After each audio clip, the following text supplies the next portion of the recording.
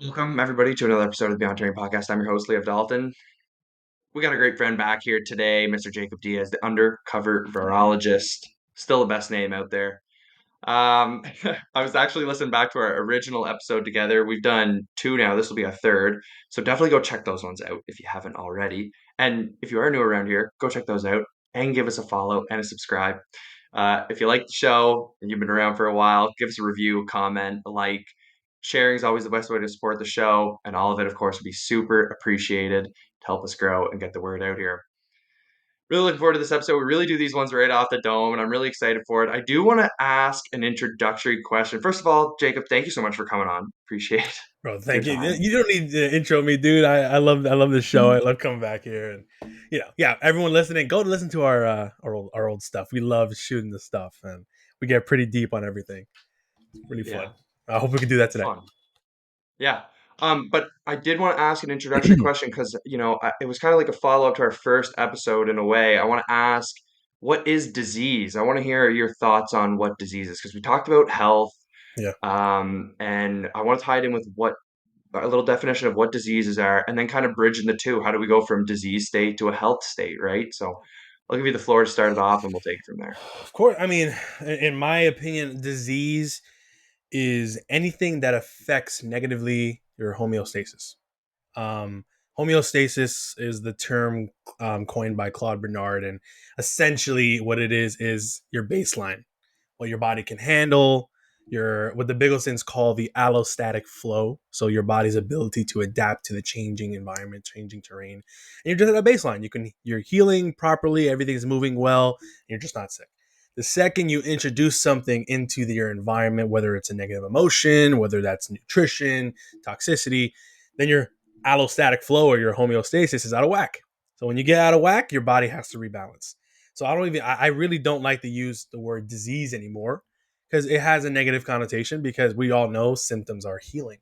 So I would rather call it healing. I'd rather call it rebalancing because at the end of the day, it's exactly what your body is designed to do. So that's what I would say disease is.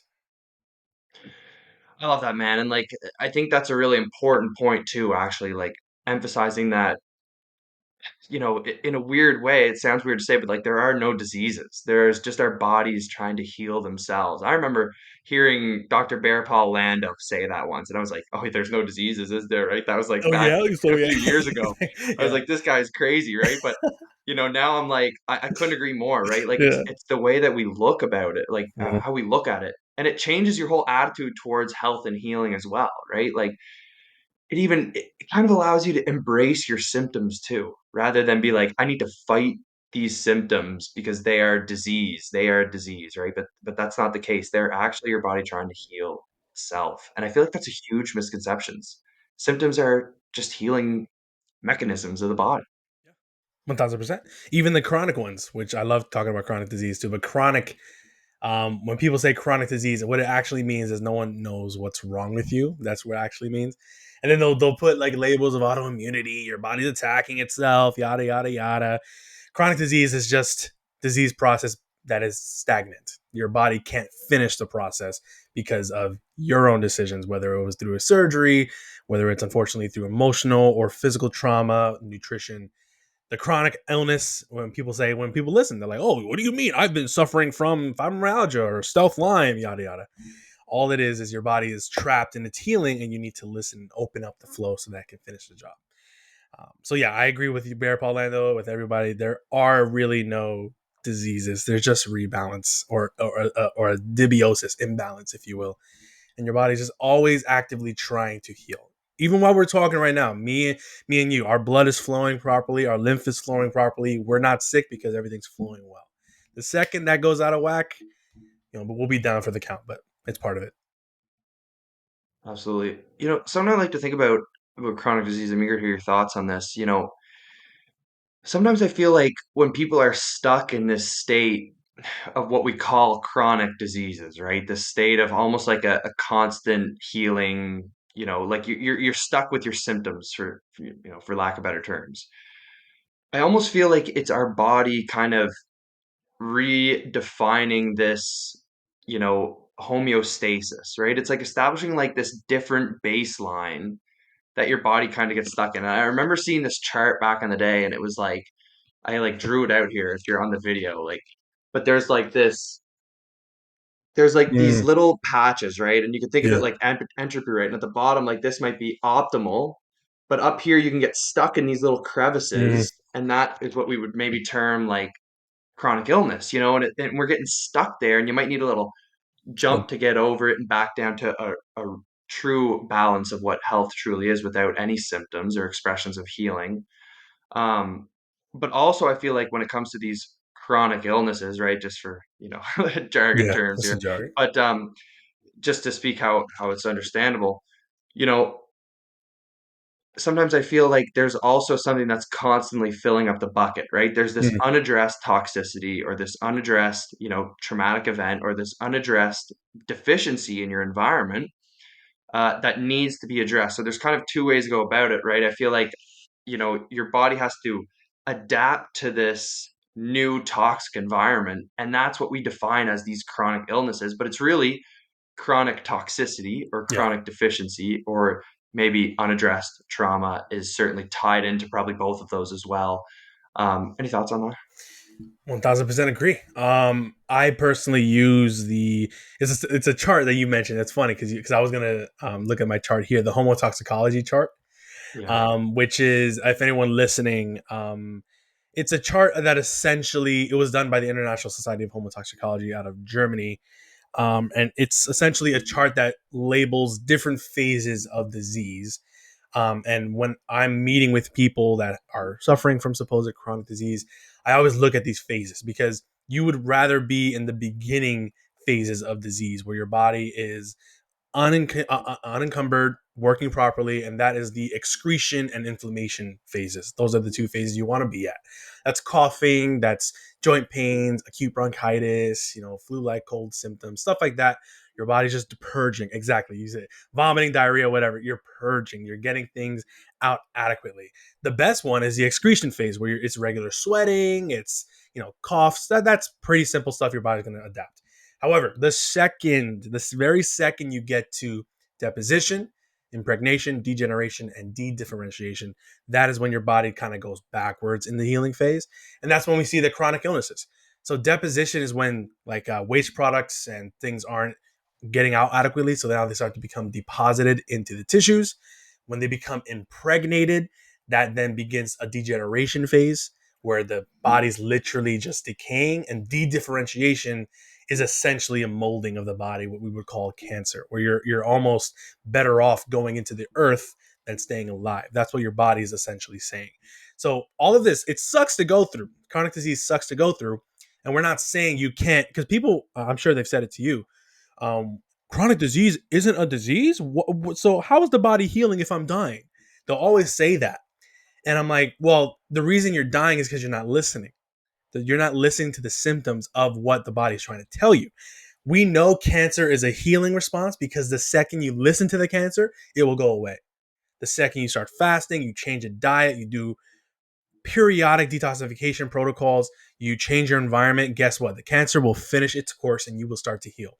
And the symptoms will kind of go backwards. So if you have, leukemia or whatever, or just stomach cancer, for instance, you'll go from stomach cancer to some chronic gastritis, then to some stomach aches, and then to heartburn, and the symptoms will actually go backwards. So your body's actually trying to get things out. Kind of like I use the expression, not the expression, the example of a what's the not a sewage tank, a septic tank. Everyone has a septic tank usually in their homes. It obviously takes the waste from your toilet, goes to a tank, whatever. There's bacteria in there that eat the waste.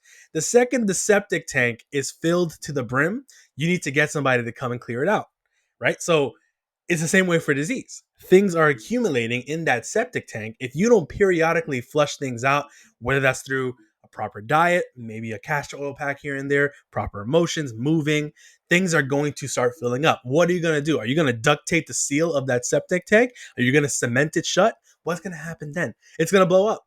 And all that crap that's literally in the tank is going to go everywhere. So if we start taking antibiotics, antivirals, anti-inflammatories, all these steroids and painkillers, everything is being suppressed, push down, and then you're going to blow up. And then all that stuff is going everywhere in your body. You develop cancer and you wonder why. So it's all about listening to the terrain, listening to your symptoms, because the second you do that, you'll heal. I mean, I tell people the best thing to do if you're dealing with like a cold or whatever, yeah, there's certain teas and extracts you can take, but fasting is the best thing you can do. And we know germs don't cause disease because if you fast, you're literally allowing the body to heal. So if you're not providing anything to your body, the germs are finishing their job quicker. So that's how we know they're just the bioremediators. So rambling here, but disease is a process, as is everything. Healing is a process. And when chronic disease comes into the fold, you've gone to the point where you're not listening to that process. And we kind of are separate from our bodies in that way. We don't like to listen to our bodies and kind of view it as separate from nature, which you and I both know that is not the case. We are very much part of nature. Absolutely. No, that was great. That homotoxicology stuff is a really important part of sort of the philosophy of how disease progresses and gets stored. And I think it's really important. If you don't know homotoxicology, look into it. There's a really interesting chart. The Bigelsons talk about it a lot too. Oh yeah. And I think there were Nobel Prize awarded So around it. there were two guys that won a Nobel Prize using the chart. I Alvin Fent Georgi and then someone else. I forgot the name. But yeah, a lot of people in Germany and in Europe they use this pretty frequently. It's here in America that no one knows what it is. It's hungry. Um, yeah, and I think you provide a good example about the septic tank. I know it's kind of an interesting example, obviously, but it makes a lot of sense when you think about it. Um, you can also think about it, right, as toxins going in. If you just keep filling it with toxins, you can take all the shit out of the septic tank, but if you keep putting shit into it, you're just going to be periodically cycling this disease state of your body, right? This Yep. You're going to need these healing mechanisms constantly, right? So you do want to cut off the root cause, like you're kind of alluding to there, right? Changing what you consume on a mental, a very physical level as well. Um, all of that stuff, right? So that's a really important point. The other point is that I kind of wanted to make because you always hear some pushback, and I think it's good to maybe address a little bit of that pushback sometimes, especially when it comes to germs causing disease, right? So, we'll get into the conversation. Germs obviously don't cause disease. They're not the root cause. They are part of the healing process, right? They're in response to a toxic environment. People will say, oh, well, what about sepsis? And what about, Mm, cases where people die of these germs, right? These germs kill people. Or even cancer. You mentioned cancer is the molding of the body, mm, right? Again, it's not that the mold or the fungus is the cause, right? It's in response to a toxic or deficient environment. Um, the point that I kind of want to make is that when people do, move on, we morally kind of view it as bad. We view death as mm. bad, right? But if you view it really objectively from a, nature standpoint, it's just a part of the cycle of life. And they're like, so, try to put your morality aside for a moment while we talk about this philosophically, but it's really important to look at it like, you know, you can actually die because of toxicities and deficiencies, and just because there's bacteria or a mold or fungus present doesn't mean that that was the cause of death, right? So it seems as though, the because the germs are there at the site of disease when, somebody would move on if someone's in sepsis and they die, but they're actually dying from this chronic toxicity, right? And the bacteria, the microbes, the germs, right? These are like the messenger, right? And you don't shoot the messenger, right? If anything, they're interfacing more closely with the underlying terrain, the building blocks of our realm, with our, higher levels of immune system in quotations. We covered that in the first episode. I think we talked about the Yeah. immune system nonsense. It's not a system in and of itself, like a defense system, but you know, things like white blood cells like exist, and they work together with the microbes, right? They're interfacing with the environment to try and clean up the environment. So I hope that was clear, Jacob. If you want to clear anything up there, please do. Of course. Immune system. Hate that word. It erroneously asserts the existence of pathogens, right? And we know pathogens don't exist because a pathogen is something that attacks you and causes disease in you. They're essentially labeling a germ as the root cause by calling it a pathogen. It's not that. Germs are always and will always be a bioremediating agent. That's what they do. They eat dead and dying tissue, they eat garbage, they eat waste, convert it into nutrition, just like they do in the soil. Every farmer will tell you that's exactly what they do. The worms in the soil, the germs in the soil, that's how we get all those crops. That's how we get all that nutrition. The second you start to kill all those germs in the soil, what happens? You get malnourishment, not enough nutrition in the food, and you wonder why we have such a food crisis here in America with our crops not having enough nutrition and our soil being depleted because we kill all the germs. Because the germs are the reason why the soil should be so rich. Go get your own compost pile and see for yourself what happens. The germs are going to be the reason the garden thrives. It is the same principle in the body. The more germs you have acting in the way that they're supposed to act, the better you're going to be. That's why when you eat raw milk, raw kefir, sauerkraut, kombucha, kimchi, all these fermented vegetables, sourdough bread, all these fermented grains and stuff, you will benefit because you're giving the body exactly what it needs, a pre-digested food full of nutrition. So to blame a germ that lives inside you at all times, and I don't think I was on a, I was answering some questions yesterday on my DMs, and I was telling people respectfully, I don't think you realize how many germs we have in and outside of us at all times. So there was an estimation, it's like allopaths even say it. There's like 6 to 8 billion germs on your hand at any given time. That's just your hand. Put on the rest of your skin and the inside of your body, you have trillions of germs, I would garden to say. And when I say this, people don't know what microzymas are. And we talked about this, I think, in the second episode. But microzymas are the stem cells of all life. They become bacteria, they become fungus, they even become white blood cells and red blood cells. I learned that through the Meidcal Academy. I didn't know that was part of the process. Now I do. They literally become what they need to become. You look at the blood through a dark field microscope, a living blood. You can't really see these in dead blood because obviously it's dead and certain microscopes can't see it. But dark field microscope will show you tiny little specks of white light. These tiny particles are what Béchamp saw, Enderlein saw, Naissans, all these people, dozens and dozens of people saw them and experimented on them. They will change their size, their shape, their morphology, their role, depending on the environment they are in. So the more acidic and garbage you are, the more bacterial into fungal you will see. The more baseline we talked about in the beginning, the homeostasis, there's not going to be any action because there's nothing to eat. They're going to be doing what they regularly do, converting stuff into nutrition. Our gut is literally filled with microbes. So, the immune system, a lot of people say the gut is a part of it. Okay, so how is the gut a part of the immune system if the gut is pretty much relegated by germs, right?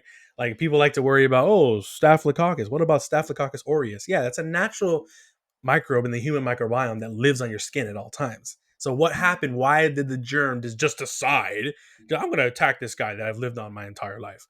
No, there's something happening on your connective tissue or your skin, and the Staphylococcus aureus is going to respond. So it's like blaming the messenger. It's looking at a pile of animal poop and blaming the fly for the reason the poop is there. They're scavengers. They eat dead and dying tissue. So if you don't have any of that in your body, you're not going to have a problem. And here's the thing, people, and the crux is they always mention sepsis, always. And I covered this in my presentation I did like last month. But sepsis has been shown multiple experiments. I think I covered like 7 of them. 7 experiments have been done where they were able to induce sepsis without microbes. And they were able to keep septic character in patients without microbes.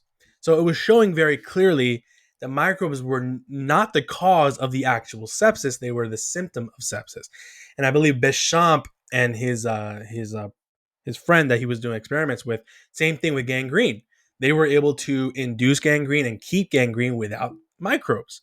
So what's happening there with sepsis or gangrene? Is there a lack of circulation to one of your extremities, not enough blood flow, not enough lymph to your foot or your hand or whatever, or a really bad injury where it's really deep, cut through a lot of tissue, some stuff got in there that's not supposed to be in there, whether it's dirt, chemicals, whatever. And that has led to a severe toxicity to the point where now it's past acute. You might die if you don't deal with this really quickly. Is that the germ's fault, or is that the injury or the lack of circulation?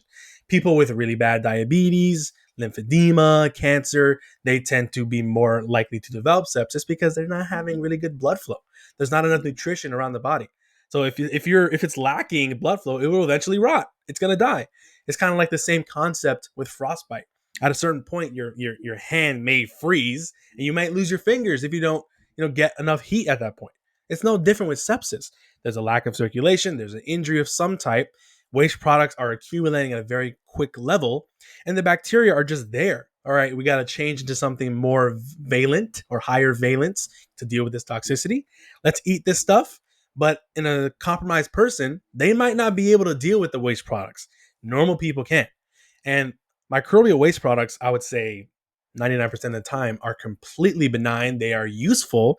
They are beneficial to the body. They don't do anything bad to the body.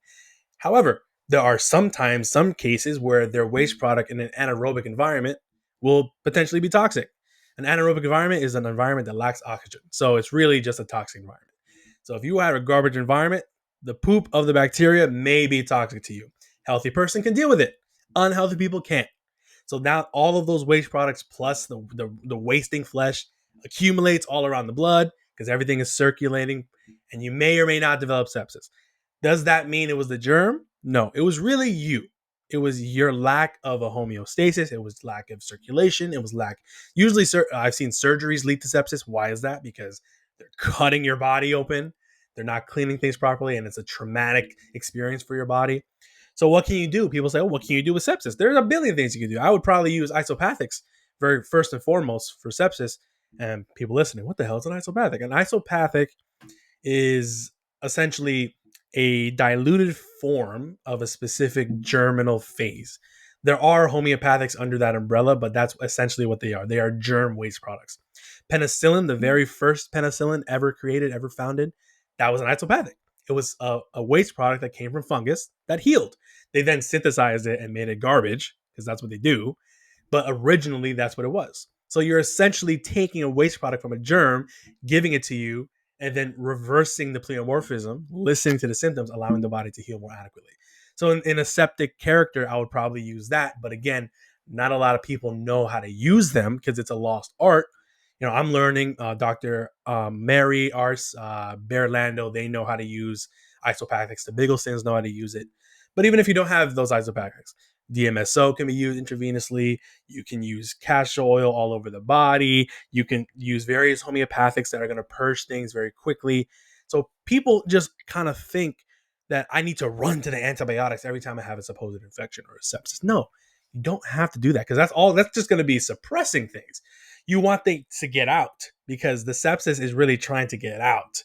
So you want to listen to that. And I also looked up, a sepsis can routinely be misdiagnosed through blood tests and everything. So I would say a lot of times if people come in with injuries and they feel fine, I wouldn't get a sepsis test because the doctor probably just wants to give you antibiotics. You usually know when you have a really bad supposed infection. So yeah, relying on also these blood tests and everything is just kind of so because that's all they're gonna do with those tests is validate their decision to give you drugs, right? So you just gotta listen to your body. But again, sepsis is not caused by germs. It is probably hastened by the activity of germs, but they're not the cause of it at all. Yeah, well put. Well put. It's a good point about the tests. Tests, I find, don't help the individual in any case. Even if you're like biggest allopathic guy out there, they don't help the individual. They only help the practitioners and the pharmaceutical companies. They help the practitioners because they can make the diagnosis and they can they can fill the prescription right easily, right? It's this test positive, this drug for the most part, or this class of drugs, and you can cycle through and see which one works.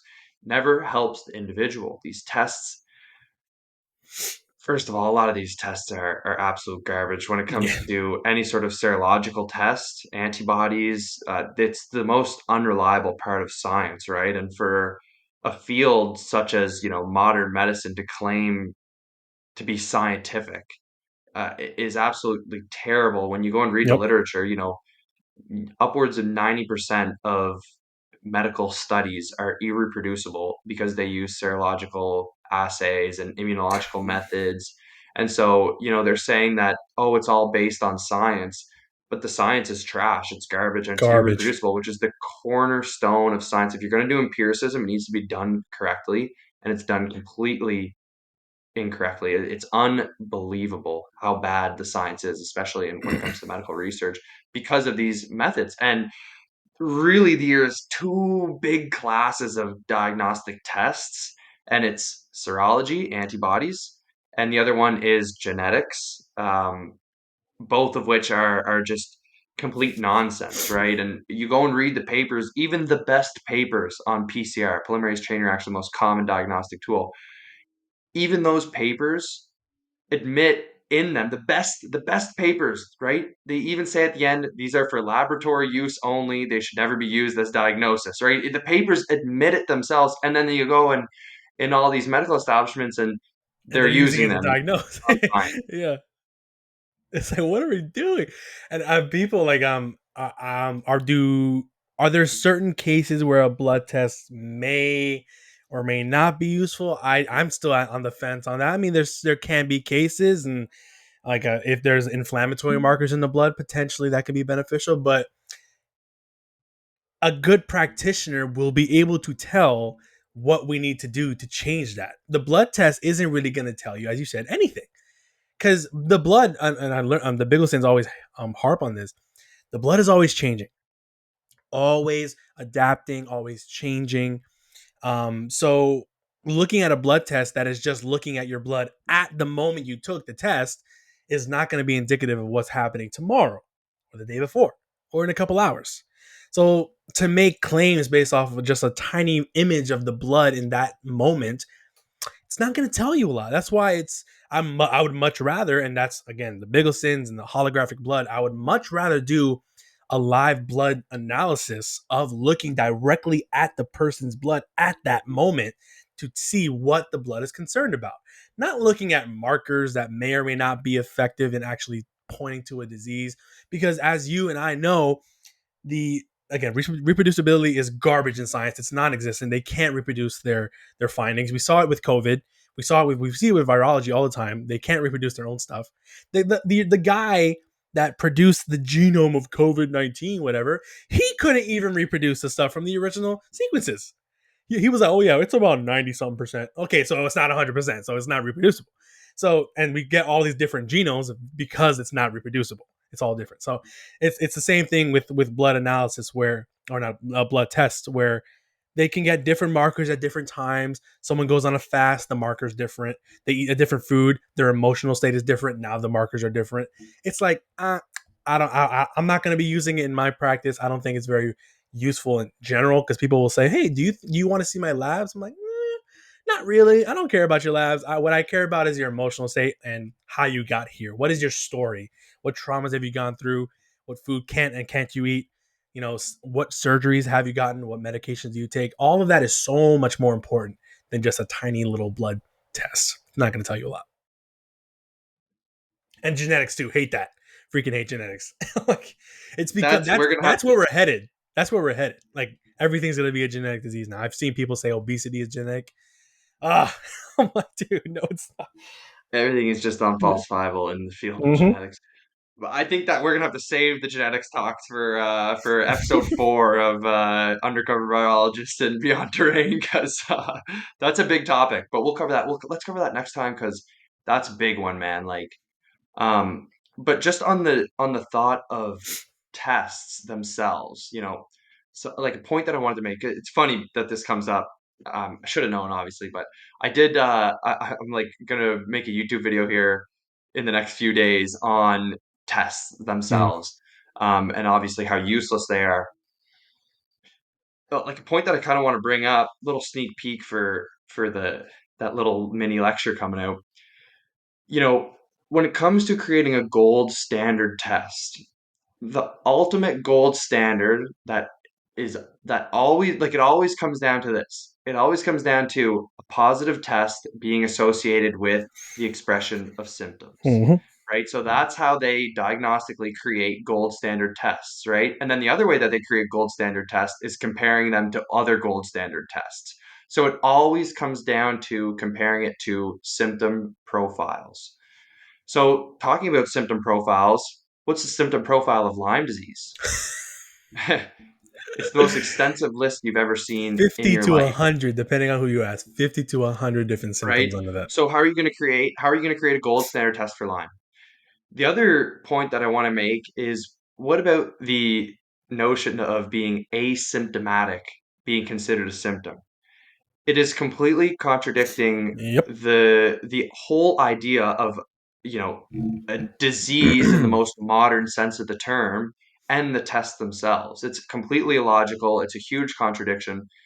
And it's probably the most problematic thing ever. Like even something like, listeria, they'll say causes like most cases go undiagnosed because there are no symptoms. Exactly. So how are you going to create a test that's going to be like have any sort of validity when it comes to being a gold standard or just being able to diagnose anything, right? Like because then you can go into the office and have no symptoms and be like, I feel great, and you get a test, and if it's positive, then they just say, You're well, you sick. must just be asymptomatic, right? And this is like the discrepancy here within the modern system, right? Because it's our laboratory analysis. Okay, so maybe they in the lab they'll have samples of listeria, right? A bunch of cultures of listeria, and they do their tests and they base it off those tests, right? Or they base it off those samples. And so they have confirmed listeria in all of these samples and then none in this one. And they go and they do all their tests and they find, 95% confidence interval that, the test is valid and it's right most of the time. you know, First of all, how many times did they run that? How many times did they run that study to validate that test? It's only within the laboratory, right? Like, what are the false positives? What are the false negatives? These are very, very difficult things to find in the literature. And when you do find them, it's usually really, really poor science. And often there's not even a control. So I say, okay, there's all of these samples with listeria and all of these samples without. Oftentimes they don't even do the ones without, especially when it comes to serological tests like antibody tests. They'll just line up 20 plates of listeria and they'll say, all right, let's test them all. And they'll say, all right, we tested 20, 19 of them tested positive. That means that our test is this right, Mhm. based on this confidence interval, right? 98, 90 whatever percent right, or correct, or valid, or reliable, right? So often there's a lack of control. So then you bring it out into the field, right? You bring it out into the field and you test on all these people, and then you test this one guy who's perfectly healthy. What do you do? He tested positive. He's perfectly healthy. What do you do? How do you explain that? How do you explain that? So you use this backfill, as Mark Mhm. Bailey likes to put it, and you have to fill in your theory, right? Because you have this germ theory that germs cause disease, but this guy who's obviously healthy is not diseased, and he's testing positive for having this, Yeah. bacteria, right? So what do? You call him asymptomatic, right? Unfalsifiable. It's circular That completely. it's completely it's nonsense, right? And there's this huge disconnection with what goes on in the world and what goes on in the lab. There's this huge disconnection that we have all these laboratory results and empiricism. Ooh la la, so fancy, and you learn about it in med school. Sure, you learn about the science, but then the way that it becomes applied and the way that it becomes rationalized in a consult, in a health consult, is brutal now because it's like they can pretty much just say anything that aligns with their theories, right? It's theory laden. I was talking to someone who had Lyme.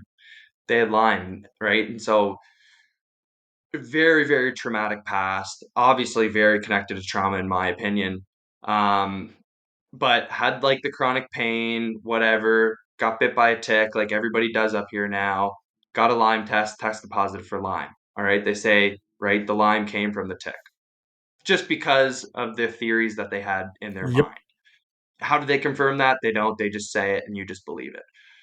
The second thing that happened was now that they have Lyme, they go on antibiotics and they do their course. It's quite a long course of Yeah. antibiotics. So they do it, and at the end of their cycle, they go into sepsis, right? And what they say was that the antibiotics weren't working correctly, which Hilarious that they'll admit that. Again, Uh, unfalsifiable. It's like, Again, it's ridiculous. unfalsifiable. And then they'll say, well, the lime actually caused the sepsis. You know what I mean? Well, wait a It's second. like, how do Where'd you you take know it? that? You don't. Exactly. You just don't, man.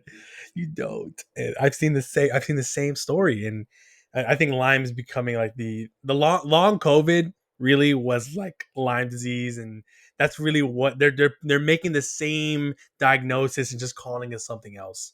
The guy that and not to talk about Lyme too much, but Borgdorfer, the actual guy that supposedly discovered the bacterial species for Lyme, he said that serological assays pertaining to Lyme need to be redone completely by people who don't know the results of their experiments. He himself was saying that is essentially garbage. Stop doing it. It needs to be redone. Do people listen? Absolutely not. Go to your MD, go to your functional doc, go to your naturopath. They're always going to say, oh, you have Lyme disease because this test.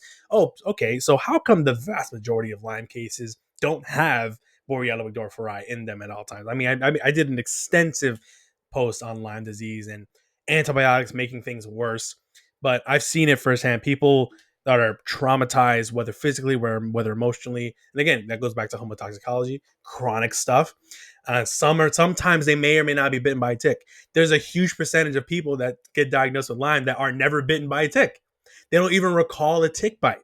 So what? Because Lyme disease is said it comes from a tick. So all cases should be bitten by a tick. Like this is basic stuff.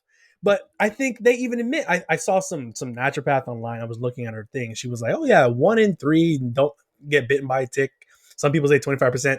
I've seen people say 50-50. So like, okay, so if that's the case, it can't be the tick then. That goes back to like Koch's postulates. Like it's pretty logical stuff here.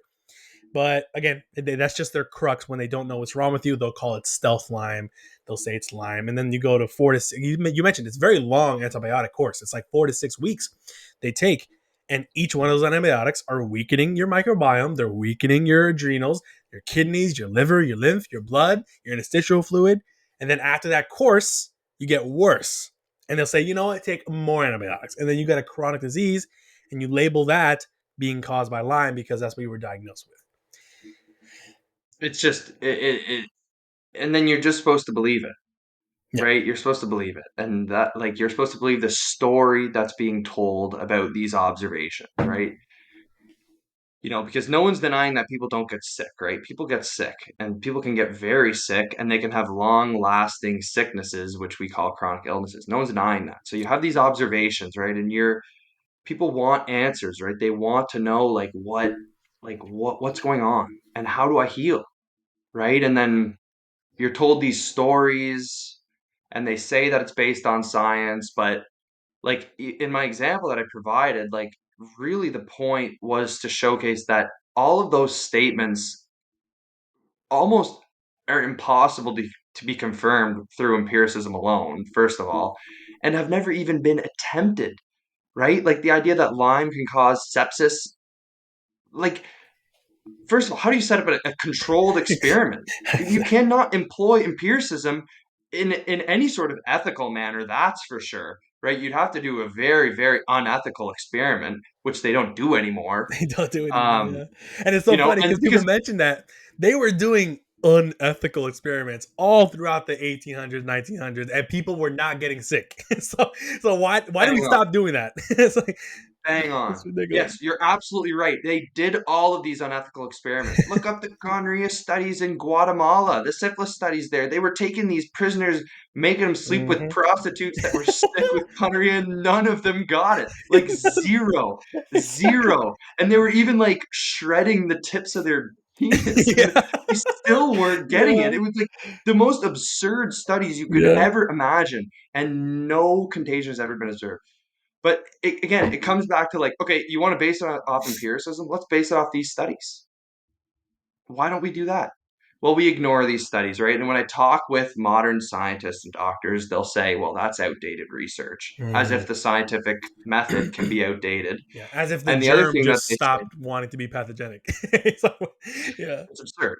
it's Right. The ridiculous. other the other thing that they'll say is that, oh well, we didn't have the methods, right? So those methods are outdated, and those methods don't allow you to don't those methods aren't conducive for contagion. So, like injecting people or coughing, sneezing, breathing, all of these things that they've tested. I agree. I agree. All of the things that have been tested in the well over 200 contagion studies in vivo with real people, I agree that they're all have been invalidated, but then no one acts on it. Nope. I think, to that point that people want to know what's going on and people want to know how to heal.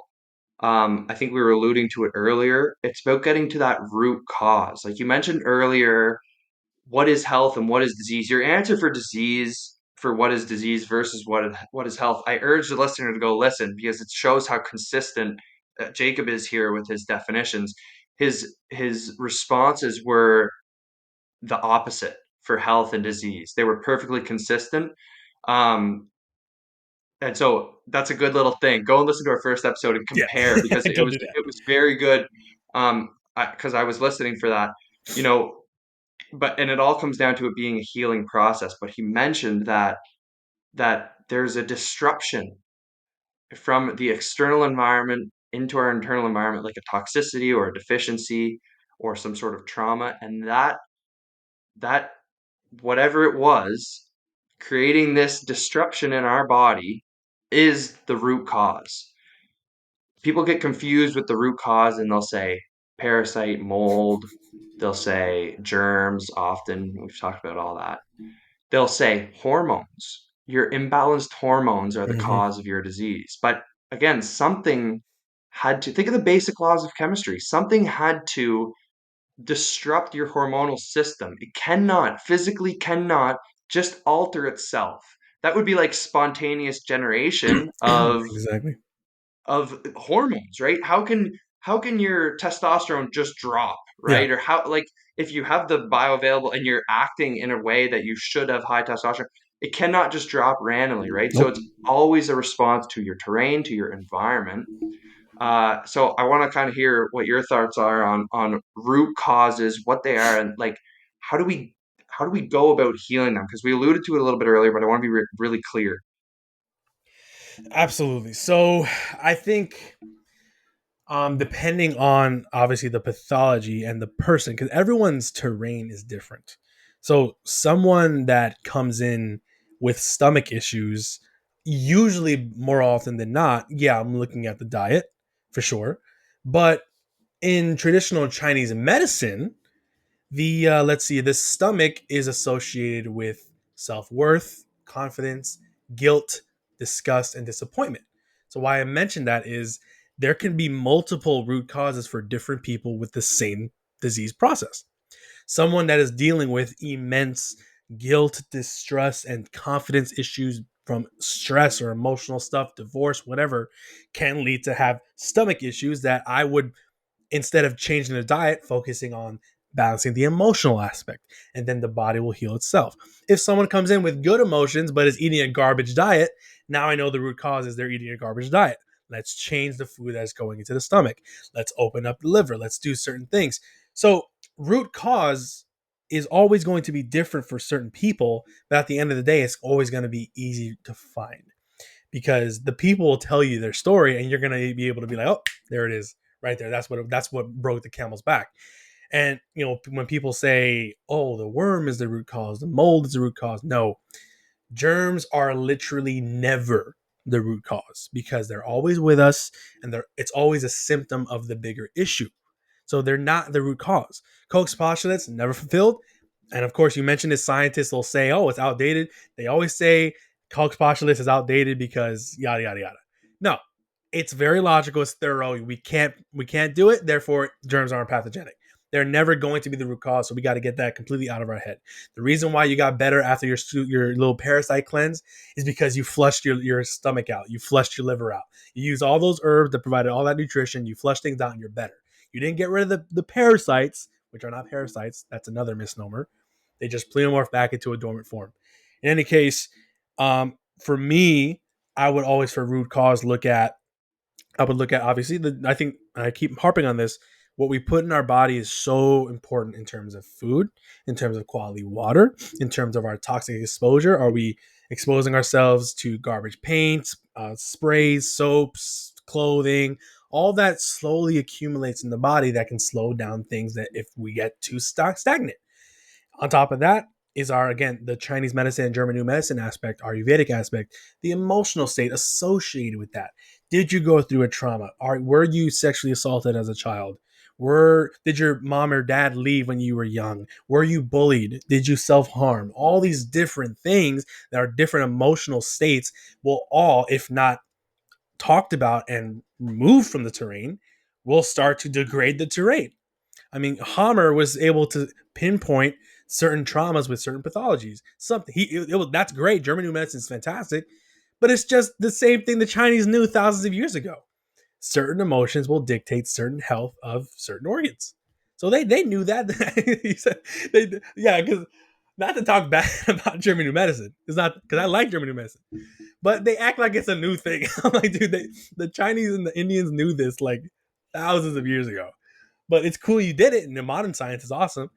But in any case, root cause is always apparent, and I think the best way, and I keep mentioning their name, the best way to look at for root cause is through the blood, because the blood will tell you through whether actual imaging or the viscosity of plasma and blood cells or whatnot, it will tell you exactly what's going on and what's wrong. And for people listening, if they're not familiar, I know you had the Bigosins on for the pod, but and I'm going to be training with them actually. So the blood will actually create images of the exact organ or dysfunction injury that is the root cause that the blood is most concerned about. So when you look at the image and it matches, say, a liver, you know, okay, so I got to work on the liver. Or emotion cells or worry cells, they call them worry cells. They're very hollow, they're black, and that usually signifies an emotion that is being attached to something that hasn't been removed properly. And going through their whole booklet of all these different cells being seen, worry cells or organs, symplas they call them, you're able to see that when you look at the blood and you focus on whatever it's telling you, their body will heal. So if it's a worry cell that has to do with, I don't know, a rape as a kid, um, you and you as a psychologist would know, you got to go through that trauma first. When you do that, then your body's able to heal. But emotions are very, very, they're not only spiritual and conscientious, they're very physical too. They will mess your physical body up if you can't get past them. And people with regular emotions every day, I mean, you get angry, you feel hot, your liver will get kind of tight, your stomach gets tight, you start sweating. It's all physical. And emotions aren't are literal physical things, but they become physical very quickly. And if we don't get past that, someone coming into me with all these issues and anxiety disorders, I'm looking directly at your emotions. What's going on with your personal life that is leading to a disease process? But again, root cause, all different for different people. But at the end of the day, it's going to be with a good practitioner like you, like me, like a bunch of people we follow. They're going to be able to tell exactly what's wrong. They're not going to give you a drug to mask the symptoms that is going to, cause a chronic disease later on. So, yeah, And they're root not just cause going to give easy. you a test. They're not just going to give you a test, and they're No. not just going to be like, this test. Oh, I did the test. Like even for the trauma component, because there is this interplay between trauma and toxicities and the storing of toxicity in the body being connected to traumatic events, Mm-hmm. right? But no one's going to give you an ACE score test, adverse childhood exposure, a little questionnaire. No one's going to give you that and be like, all right, you got trauma. There you go. Exactly. They're like being concerned. And this is like when I talk about the philosophy of health and healing and how practitioners should act, it comes down to that attunement piece to the individual, right? And working with the individual and hearing their story, like you mentioned, that's the most important thing. Not only just for, good human interaction, like let's just ignore that it's just kind of like the way that humans are supposed to interact, Yeah. but like, on a very real level that allows you to find the root causes. What's your crutch? Is it overbearing? Is it taking too much? Is it causing too much toxicity? Is it taking too much nutrients from your body? Stuff like that. So trauma does have a direct connection, I think, in the sense that it allows for the storage of toxicity. to manifest. And I think that's an important point. And I do urge the listener to go listen to the Biggleson, the episode with the Biggleson brothers. Talks a little bit more about the microscopy aspect that Jacob was alluding to here. But I've been thinking a lot about the component of trauma because I know the listeners will probably bring up Mr. Daniel Royta's last Mm-hmm. episode together and questioning sort of this paradigm that trauma causes disease. Super interesting episode, really, really great listen as well. But even when I was thinking it, and this sort of is difficult for me to escape this idea that, trauma certainly has an effect on who you are as an individual, right? Our experiences psychologically affect who we are, right? And Jacob was mentioning like different emotions being associated with different organs. I wouldn't I certainly don't deny that there's a completely direct effect of this, but if you want to think of it indirectly as well, right? If you do have shame and you cope with that shame to eat bad food, you're going to Drinking have gut alcohol issues. and getting drunk all the time, Drink taking alcohol, drugs. Yeah. absolutely. Right? So there's like a very indirect like effect here as well, that going in and addressing these traumas, right? Trauma's kind of a buzzword a little bit now, Yeah. but it's like it's kind of like Because it's a good everyone way at to our generation, everybody wants to be traumatized. I'm like, bro, you're yeah, fine. you're You're fine. good. Yeah. Yeah. But it's a good way to explain it, but like, we're not trying to use it in this sort of, meme type of way. Yeah. So I just want to make that point. But yeah, you can have these very indirect effects, right? Like, how are you coping with these experiences of your life? Have you been embarrassed in your past, right? Have you been, when have you felt we could get real psychotherapist on you real quick here, but these are important questions, and this gets back to the importance of the story, right? And getting to know the individual, right? Health, if you're gonna like talk to a practitioner, you like the 15-minute model, the 10-15 minute model doesn't work. You're in and you're out with a prescription. It just doesn't work, right? There's no interaction between the individual and the person coming in and the person trying to heal and help, right? There's no connection. And that's a huge part of it. Just that human connection alone. When I think of back on our ancestors, right? Traditional healers, because there's always been healers in tribes, right? Hmm. You would go, and first of all, the healer, the medicine man or woman would always be like the savant, right? Would know the history of the tribe, would be the knowledge keeper, would know about everybody that's in the tribe, everyone that's going, like what's going on with everyone, right? Would kind of have this attunement piece to the community. So would already probably know what was wrong before you even came in. You know Hmm. what I mean? Like there's always going to be something like that. So that attunement piece is huge, and that's what's natural about healing. If you are going to seek advice or help, I think that that is the biggest thing. I know that's what I look for. I would like just the whole 15-minute model. If I don't feel like someone cares about me, why Hmm. would why would I go and ask them for advice on how to be healthy if I feel like they don't, Exactly. right? It's like that just makes sense to me, and so anyways, Jacob, thank you so much for coming on. Maybe we could Mm. talk a little just in a moment about what you've been kind of up to lately. You started your practice, which Oh is yeah. it's so That's exciting. I'm so excited, dude. And so yeah, I mean, I launched my practice. I got the meaningless piece of paper that legally allows me to call myself a naturopathic practitioner. After I mean, I started this journey in 2019. It's 2025 now. I've done a lot of research, read thousands of germ theory studies, Bickelson Academy, read like 12 books, and more books than I ever read in my life. 1,000 articles, videos, made the end of COVID with Alex Zach and all these other great people. Got my piece of paper, and now I feel I am well more than qualified to help you heal. So that I launched Terrain UV, and I think it's cool that all of us have terrain in our name to really signify that we are terrain. Yeah, terrainuv.com.